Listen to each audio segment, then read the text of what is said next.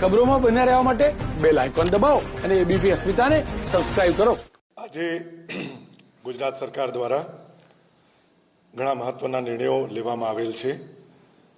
માનનીય મુખ્યમંત્રી શ્રી વિજયભાઈ રૂપાણી દ્વારા જાહેરાત કરવામાં આવી છે કે સુજલામ સુફલામ જલ અભિયાન એ તાત્કાલિક અસરથી શરૂ કરવામાં આવશે અને આ અભિયાનની મુદ્દત 10મી જૂન સુધીની રહેશે. એટલે કે 20મી એપ્રિલથી 10મી જૂન સુધી સુજલામ સુફલામ જલ અભિયાન હેઠળની ગ્રામ્ય કક્ષાએ, શહેરી કક્ષાએ આવેલા તળાવો, ચેકડેમો, બંધારા, નદીઓ એના ઊંડા કરવાની કામગીરી હાથ ધરવાની રહેશે. આ કામગીરીમાં મનરેગા, લોકભાગીદારી અને વિભાગીય રીતે કામગીરી કરવામાં આવશે. ખેડૂતો આ માટી કોઈ પણ જાતના મૂલ્ય વગર, એટલે કે વિના મૂલ્યે મફતમાં પોતાના ખેતર માટે લઈ જઈ શકશે અને માટીના વપરાશ બદલ કોઈ પણ જાતની રોયલ્ટી ખેડૂતોએ ચૂકવવાની રહેશે નહીં.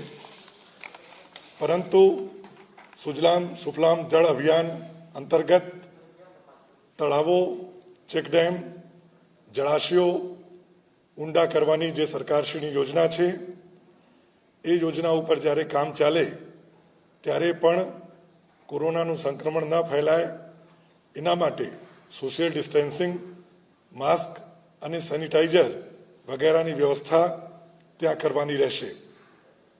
સુજલામ સુફલામ જળ અભિયાન યોજનાનો શુભારંભ થતાં ખેડૂતોને માટી પણ મળશે, શ્રમિકોને ગ્રામ્ય વિસ્તારમાં રોજગાર પણ મળશે અને સાથોસાથ જે આપણી પાણીની જે સંગ્રહ ક્ષમતા છે એ પણ સમગ્ર રાજ્યમાં સારી રીતે એમાં વધારો ચોમાસા પહેલા થઈ શકશે. બીજો મહત્વનો નિર્ણય રાજ્ય સરકાર દ્વારા લેવામાં આવેલ છે કે આવતા સોમવાર એટલે કે 27મી એપ્રિલથી ઘઉંની ખરીદીની શરૂઆત પુરવઠા નિગમના ગોડાઉન ખાતે શરૂ કરવામાં આવશે અને એના માટે રજિસ્ટ્રેશનની કામગીરી 27મી એપ્રિલથી લઈને 10મી મે સુધી કરવાની રહેશે અને ખરીદીની કામગીરી આવતા સોમવાર એટલે કે 27/4થી શરૂ કરીને 30મી મે સુધીમાં પૂર્ણ કરવાની રહેશે. ઘઉંની આ ખરીદી પુરવઠા નિગમના 219 જેટલા ગોડાઉન ઉપરથી કરવામાં આવશે. અત્યાર સુધીમાં 29,122 ખેડૂતો દ્વારા રજીસ્ટ્રેશન કરાવી દેવામાં આવેલ છે અને આ ખરીદીમાં પણ ખેડૂતોને SMS દ્વારા જાણ કરવામાં આવશે. ખેડૂતને જાણ થયેથી એમને નક્કી કરવામાં આવેલા ટાઈમ સ્લોટ અને તારીખ પ્રમાણે ખરીદ કેન્દ્ર ઉપર આવીને પોતાનું ઘઉં વેચવાના રહેશે અને એમાં પણ સોશિયલ ડિસ્ટન્સિંગ અને સેનિટાઇઝેશન, માસ્કનો ઉપયોગ એ તમામ બાબતોનું પણ ધ્યાન રાખવામાં આવશે. ઘઉંની ખરીદીની શરૂઆત આવતા સોમવાર એટલે કે 27મી એપ્રિલથી થતાં રાજ્યમાં ઘઉંનું ઉત્પાદન કરતા, ઘઉં પકવતા ખેડૂતો માટે આ એક ખૂબ જ સારો સમાચાર રાજ્ય સરકાર તરફથી છે. ગઈકાલથી રાજ્યોમાં, ગુજરાતમાં ઉદ્યોગોને મંજૂરી મોટા પ્રમાણમાં આપવામાં આવી છે. આજે લગભગ 27,800 જેટલા ઉદ્યોગો કાર્યરત છે ગુજરાતમાં, જેમાં લગભગ 1,80,000 જેટલા શ્રમિકો, કામગારો એ ત્યાં સવારે આજે રિપોર્ટ કર્યું છે. કુલ ઉદ્યોગોને જે મંજૂરીઓ આપવામાં આવી છે એની સંખ્યા 27,800 છે અને 1,80,000 જેટલા શ્રમિકો આજે સવારે ડ્યુટી ઉપર ઉદ્યોગોમાં એમને રિપોર્ટ કર્યું છે. મોટાભાગે આ ઉદ્યોગો અમદાવાદ, સુરત, રાજકોટ, કચ્છ, ભરૂચ અને વડોદરા જિલ્લામાં છે. ઉદ્યોગોને મંજૂરી 3 રીતે આપવામાં આવી છે. અમુક જિલ્લાઓમાં ઓનલાઈન મંજૂરી આપવામાં આવે છે અમુક જિલ્લાઓમાં ઓફલાઈન મંજૂરી આપવામાં આવી છે અને અમુક જિલ્લાઓમાં બ્લેન્કેટ ક્લિયરન્સ પણ આપવામાં આવ્યું છે કે ગ્રામ્ય વિસ્તારમાં જે બી ઉદ્યોગ ચાલુ કરવાના થાય એ ઉદ્યોગકારો નિયત શરતોને આધીન તાત્કાલિક શરૂ કરી શકશે. NFSAના જે 66 લાખ લાભાર્થીઓ છે, કુટુંબો છે, એમને 660 કરોડ રૂપિયા કરતાં વધારે રકમ એપ્રિલ માસમાં રાજ્ય સરકાર જમા કરાવવાની છે. આજે આણંદ, ભરૂચ, બોટાદ, ડાંગ, દ્વારકા, ગીર સોમનાથ, ખેડા, નર્મદા, નવસારી, પોરબંદર, તાપી અને વલસાડ એમ કુલ 12 જિલ્લાના લગભગ 8,55,000 જેટલા એકાઉન્ટમાં 85-86 કરોડ રૂપિયા રાજ્ય સરકાર દ્વારા સીધે ડીબીટીના માધ્યમથી એમના ખાતામાં જમા કરાવવામાં આવેલ છે. આજે આંધ્રપ્રદેશના મુખ્યમંત્રીશ્રીએ ગુજરાતના મુખ્યમંત્રી શ્રી વિજયભાઈ રૂપાણી સાથે ટેલિફોન ઉપર વેરાવલમાં આંધ્રાના જે ખલાસીઓ છે એના પ્રશ્નો બાબતે ચર્ચા વિચારણા હાથ ધરી હતી અને એમને રહેવા જમવાની જે કંઈ પણ વસ્તુઓ છે એની બાબતમાં ચર્ચા થઈ હતી. માનનીય મુખ્યમંત્રીશ્રીએ આંધ્રપ્રદેશના મુખ્યમંત્રીશ્રીને જણાવ્યું છે કે આંધ્રાના જે માછીમારો ખલાસીઓ વેરાવલમાં છે એમના માટે રહેવાની, જમવાની તમામ સગવડતાઓ જિલ્લા વહીવટીતંત્ર દ્વારા કરવામાં આવી છે. સાથોસાથ હવે માછીમારી જે કામ છે એમાં પણ છૂટછાટ આપવામાં આવતા વેરાવલમાં જે આંધ્રાના ખલાસીઓ છે એ દરિયામાં જઈને માછીમારીનું કામ પણ સારી રીતે કરી શકે છે. એટલે બંને મુખ્યમંત્રીશ્રીઓની વચ્ચે ચર્ચા વિચારણા થઈ છે અને મુખ્યમંત્રીશ્રીએ એમને ખાતરી પણ આપી છે કે રહેવા જમવાની, કામ કરવાની તમામ પ્રકારની સગવડતાઓ ગુજરાતમાં ઉપલબ્ધ છે અને એમનું ધ્યાન પણ ચોક્કસપણે રાખવામાં આવી રહ્યું છે. માર્કેટિંગ યાર્ડમાં 15મી તારીખથી ઘઉં, એરંડા, ચણા, રાયડો અને અન્ય વસ્તુઓની ખરીદી સુચારુ રીતે ચાલી રહી છે. આજે રાજ્યમાં કુલ 120 જેટલા માર્કેટિંગ યાર્ડ કે જે જગ્યાએ ચણા, રાયડા, એરંડા, ઘઉંની ખરીદી થાય છે એવા 120 માર્કેટિંગ યાર્ડ અત્યારે કાર્યરત છે અને ગઈકાલ સુધીની કુલ આવક 1,34,720 ક્વિન્ટલ છે, જેમાં મોટા પાયે ઘઉંની ખરીદી કરવામાં આવી છે. ઘઉં 85,088 ક્વિન્ટલ, એરંડા 37,452 ક્વિન્ટલ અને રાયડો 1,696 ક્વિન્ટલની ખરીદી માર્કેટિંગ યાર્ડ ખાતે ખૂબ જ સારી રીતે સોશિયલ ડિસ્ટન્સિંગના પાલન સાથે હાલ કરવામાં આવી રહ્યું છે. અત્યારે આપની સાથે શેર કરવા માટે મારી પાસે એટલી માહિતી છે. ધન્યવાદ.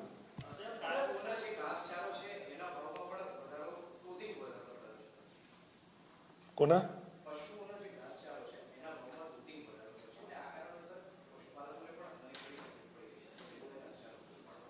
મારી દ્રષ્ટિએ તો શાકભાજી, ફળ અને બાકી વસ્તુઓની પણ આવક ખૂબ જ સારી રીતે અત્યારે માર્કેટમાં છે.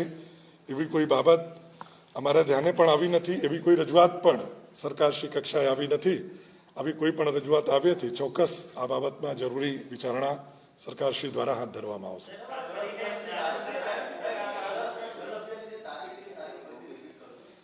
સુજલામ સુફલામ જળ અભિયાન તત્કાલ એટલે આજથી જ શરૂ કરીને 10મી જૂન 2020 સુધી જલ અભિયાન ચાલશે. આપને જણાવું તો આ ત્રીજો વર્ષ છે.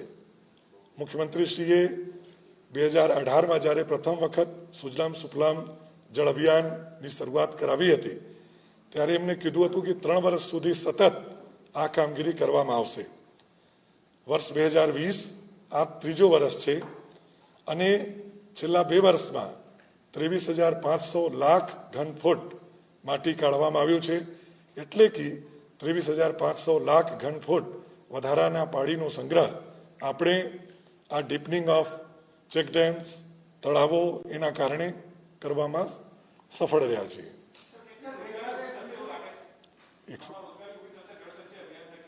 ચોક્કસ એમાં રોજગારી ઊભી થશે અને ડીપનિંગ ઓફ ચેકડેમ પણ થશે, તળાવ પણ થશે, સંગ્રહ શક્તિ વધશે, ખેડૂતોને ખરીફના પાક માટે ફળદ્રુપ માટી પણ મળશે અને એ માટી પણ વિના મૂલ્યે કોઈ પણ જાતના રોયલ્ટી વગર મળશે અને ગ્રામ્ય ક્ષેત્રોમાં પણ દરેક ગામમાં નાનો મોટો કામ એના કારણે શરૂ થશે. ચોક્કસ મનરેગાના કેટલા શ્રમિકો આવશે એવું કોઈ આંકડો અત્યારે વર્કઆઉટ કરવામાં નથી આવ્યો, પણ મને એવું લાગે છે કે ગામે ગામ આ કામગીરી શરૂ થવાથી ધીમે ધીમે ગામડામાં પણ એકદમ તંત્ર જે છે એ જીવનવંત બનશે.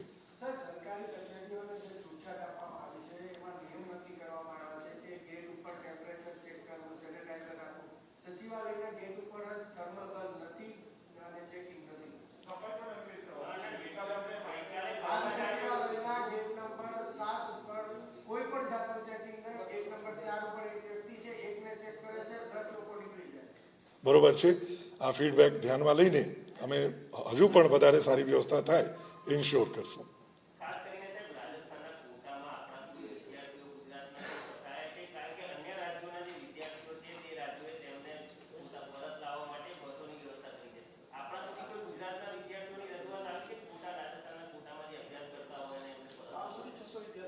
એવી કોઈ રજૂઆત અમારા ધ્યાનમાં નથી, પણ સ્ટેટ કંટ્રોલ રૂમ ઉપર જે મેં 3 દિવસ પહેલા કીધું હતું કે ગુજરાતના જે લોકો ભારતના અન્ય રાજ્યોમાં અત્યારે છે, કોઈ પણ કારણોસર ગયા હોય, પ્રવાસન માટે ગયા હોય, બીજી રીતે ગયા હોય, એની યાદી તૈયાર કરવામાં આવી રહી છે, આવેલી છે અને કેન્દ્ર સરકારની ગાઈડલાઇન્સને અનુરૂપ જે કંઈ પણ વ્યવસ્થા કરવાની થાય છે એ રાજ્ય સરકાર કરશે. હાલ એવી કોઈ વિચારણા ચાલતી નથી, પણ યોગ્ય સમયે યોગ્ય નિર્ણય લેવામાં આવશે. નહીં, આજે બી મારી પાસે આ ફિગર નથી, પણ ઉદ્યોગનું જે છે, ગઈકાલે મેં આપને કીધું હતું કે લગભગ 4-4.5 હજાર જેટલા ઉદ્યોગો બપોર સુધીમાં ચાલુ થયા હતા. આજે આ સંખ્યા વધીને 27,800 થઈ છે. એક પ્રશ્ન શ્રમિકોનો આવ્યો હતો. શ્રમિકોની સંખ્યા પણ કામદારોના 1,80,000 કરતાં વધારે છે. એટલે gradually things will fall in place.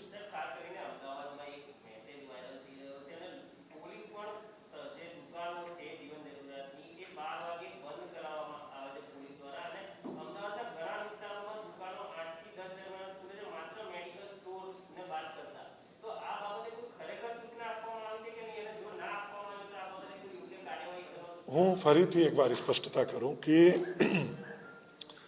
Hotspot અને કન્ટેનમેન્ટ ઝોન સિવાય તમામ જગ્યાએ દુકાનો રાબેતા મુજબ નિયમિત ખુલે એ બાબતની સૂચના સ્થાનિક તંત્રને આપવામાં આવી છે.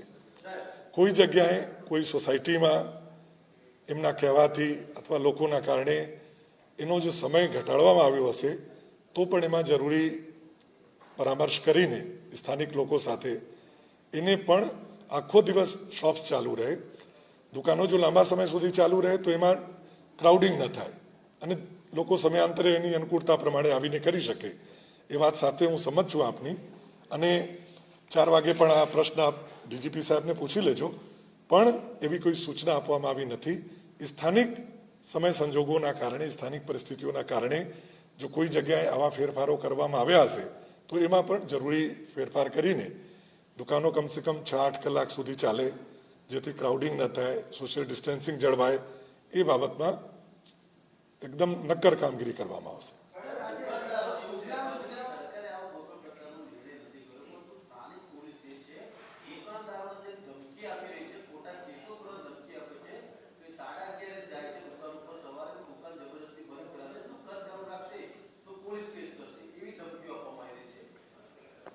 હાલની તકે જો કે આ પ્રશ્ન ડાયરેક્ટલી મને સંબંધિત નથી, છતાં હું આપને જણાવું કે જે કેસો અત્યારે કરવામાં આવી રહ્યા છે પોલીસના દ્વારા, એ કોઈ લોકડાઉનમાં બિનજરૂરી રીતે અવરજવર કરે, બહાર ફરવા નીકળે, પછી જે સૂચનાઓ છે એનો ભંગ કરે, એના ઉપર જ થાય છે. કોઈ દુકાનદાર ઉપર કેસ થયું હોય એવું તો મારા ધ્યાનમાં તો નથી જ, પણ ડીજીપી સાહેબ સાથે પણ આપ કહી શકો છો. એવું બની શકે કે સ્થાનિક આગેવાનો અથવા સોસાયટી વિસ્તારના અમુક લોકો એવું પ્રિફર કરતા હોય કે 4 કલાક દુકાનો ચાલુ રહે તો વધારે સારું, પરંતુ એ બી ઈચ્છનીય નથી. દુકાનો કમસે કમ 8 કલાક ચાલુ રહે. ઓછો સમય ચાલુ રહે તો ઓફકોર્સ ક્રાઉડિંગ ત્યાં વધારે થશે, લોકોની ગર્દી થવાની શક્યતા વધારે રહેશે. માટે આખો દિવસ ચાલુ રહે એ પ્રકારની વ્યવસ્થા સુનિશ્ચિત કરવામાં આવશે. લોકલ લેવલે જો કોઈએ કંઈ વ્યવસ્થા કરી હશે તો એમાં ફેરફાર કરશું.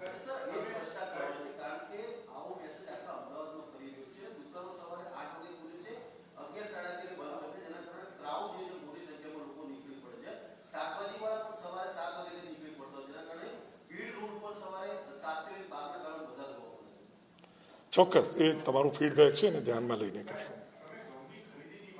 જી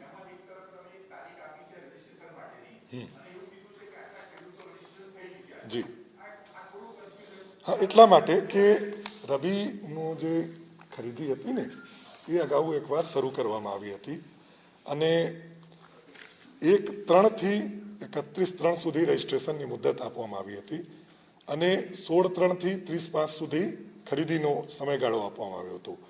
પછી લોકડાઉનના કારણે 24 માર્ચથી ખરીદી મુલતવી રાખવામાં આવેલ. એટલે એ પહેલાનું આ ફિગર છે જે લોકોએ રજીસ્ટર કરાવેલું છે. હવે અમે એવી વ્યવસ્થા કરી છે કે 27મીએ ધારો કે કોઈને ઘઉં વેચવા આવવું હોય તો એ ડાયરેક્ટ આવી શકે, ત્યાં જ રજીસ્ટ્રેશન ત્યાં જ વેચાણ, એમ કરીને એક સારી વ્યવસ્થા ઊભી કરી છે. ધન્યવાદ.